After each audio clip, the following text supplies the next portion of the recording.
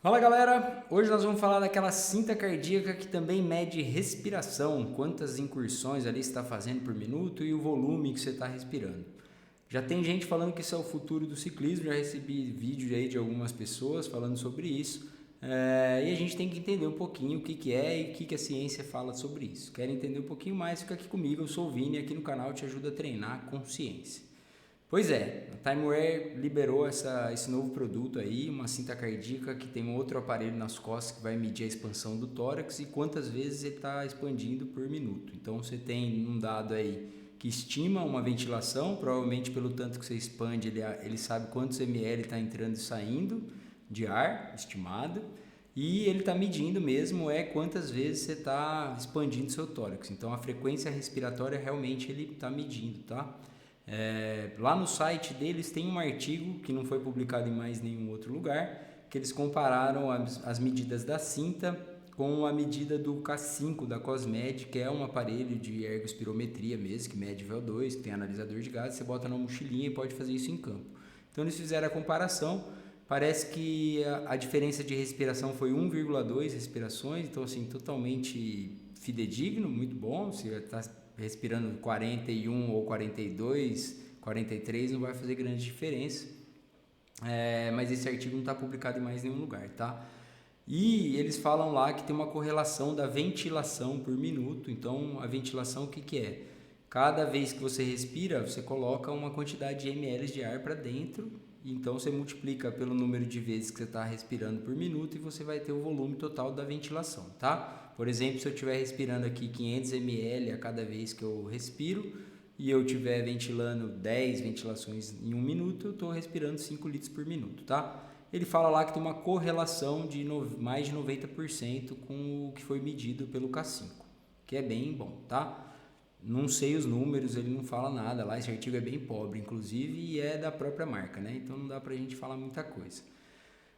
Quando eu fui pesquisar na literatura mesmo, existe um artigo publicado, é da Timeware, mas ainda não era cinta, era um colete que eles usavam. E aí o plano deles era tentar determinar os limiares. Então, mais ou menos como fazer um teste de ergospirometria, substituir um teste que você faz no laboratório para um teste de campo, usando o teste de campo para determinar o primeiro e o segundo limiar. E aí esse trabalho mostra, lá foi feito com 28 atletas, tá? Na esteira, não foi na bike, era uma roupinha ainda, um colete, mas até que conseguiu determinar de maneira até mais ou menos acertada ali, subestimou de maneira leve o primeiro limiar, que é o que divide ali os E2, né? E de maneira moderada o segundo limiar, que está lá próximo do nosso FTP. Então assim, não é tão fidedigno assim, esse é o primeiro ponto, tá? No vídeo que eu recebi, uma coisa lá que eu já vi que não dá para fazer, que de cara você não precisa ler em lugar nenhum, você sabe que aquilo lá não acontece, é a medida do VO2 máximo. Por quê? A única maneira da gente medir o VO2 máximo é tendo um analisador de gases. Então você tem que colocar uma máscara e ver quanto que está entrando de oxigênio e quanto está saindo. O que fica lá dentro é o que a pessoa está consumindo. Isso só dá para fazer dessa maneira, não existe como estimar isso, tá?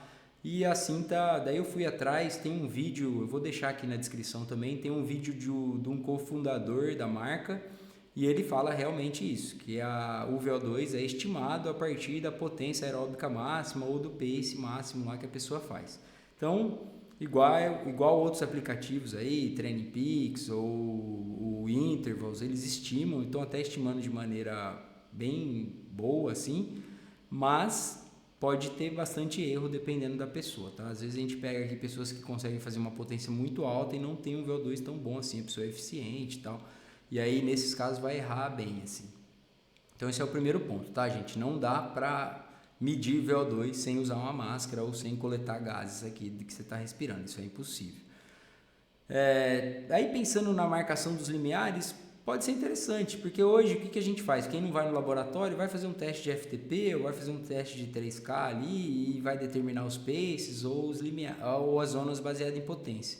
E aí a gente faz porcentagens do FTP para determinar as zonas. A gente sabe que isso não funciona na prática, porque o primeiro limiar, principalmente, o FTP vai estar próximo do segundo limiar ali, mais ou menos, e o primeiro limiar tem uma variação interindividual muito grande, então cada pessoa vai estar numa porcentagem. Se a gente pensar em associar isso a essa cinta, e aí você vai ter mais é um pouco mais fidedigno, então você consegue determinar ali o primeiro limiar, usa uma correlação de respiração da cinta com o FTP e você vai ter bons limiares demarcados. Isso pode ser bastante interessante, tá? É mais uma métrica. Como eu digo sempre, é uma coisa nova, a gente não sabe ainda como que a gente vai utilizar esses dados, mas é mais uma métrica. Eu sempre falo isso aqui, já falei em outros vídeos. Se a gente usar, a pessoa compra um medidor de potência e usa só potência. Não, potência é uma medida de carga externa, é quanto você está gerando de força.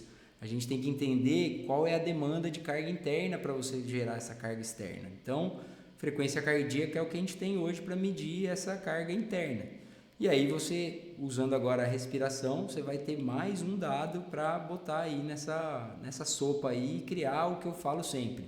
Então a gente usa potência, frequência cardíaca, respiração, tem vídeo aqui falando disso já bem antigo, então a respiração sempre teve incluída aí, agora a gente só tem a métrica para medir, e aí aqui no meio desse triângulo você coloca sua percepção de esforço.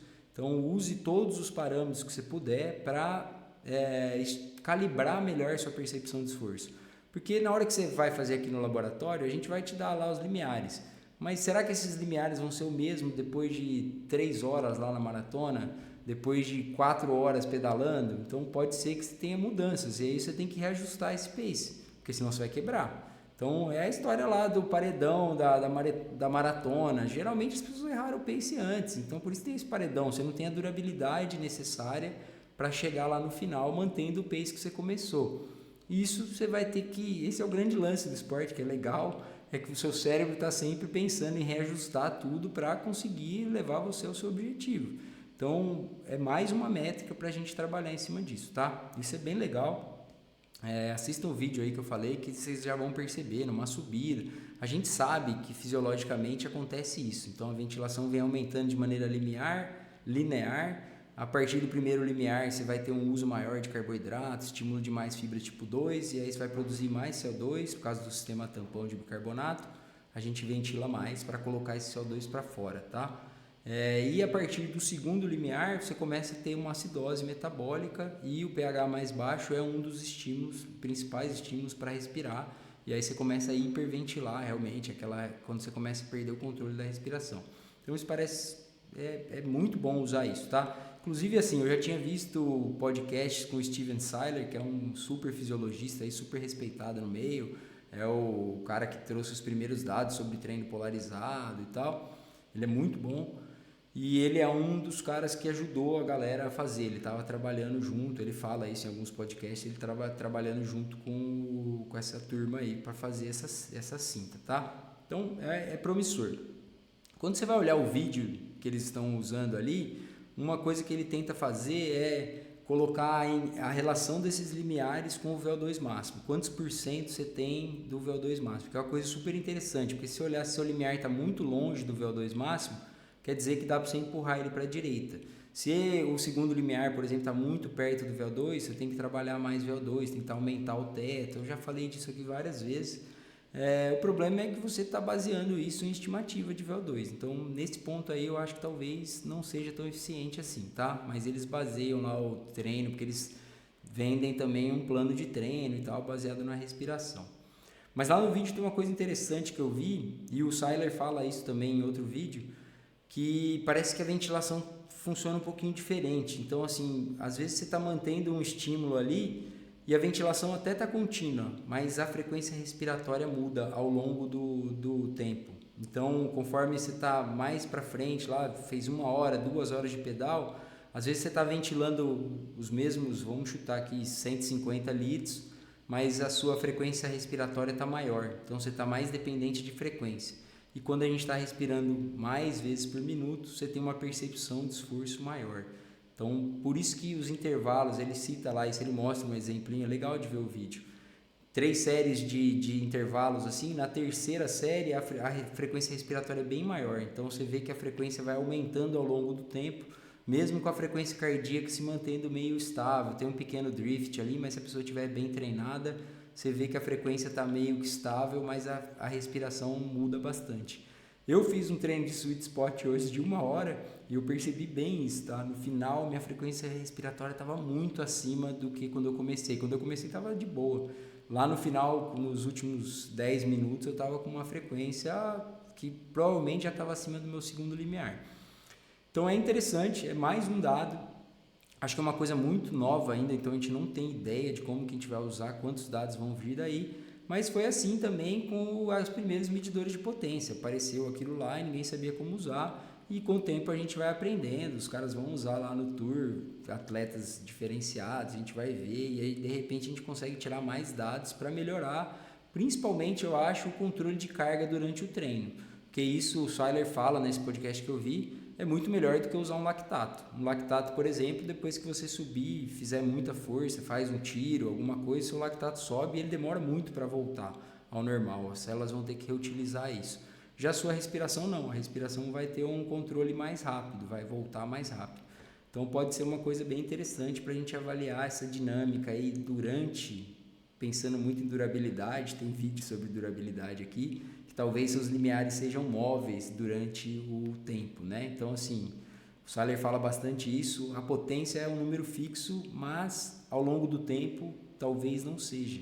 Então, uma coisa que a gente tem que pensar é isso, às vezes você consegue sustentar um pace ou uma potência por um determinado tempo, e aí você tem que ver se sua prova vai estar nesse tempo ou não, para você fazer esses reajustes aí. Então, o interessante é usar mais esse dado para calibrar a sua percepção de esforço. Acho que é uma coisa promissora, que vai ser legal, é uma coisa acessível e vamos lá, de repente você usa desse jeito que eu falei, misturando o FTP com a frequência e a gente coloca mais dados aí para ter um controle de carga melhor e mais ganhos, com menos fadiga, de repente, uma coisa bem interessante. Beleza? Então se você já viu esse vídeo aí, achando que é o futuro, o que você acha e tal, fica ligado, porque não dá para medir VO2, mas talvez seja uma boa ferramenta para o nosso futuro, para evoluir mais ainda no esporte. Curte o vídeo, compartilha se você curtiu e bora!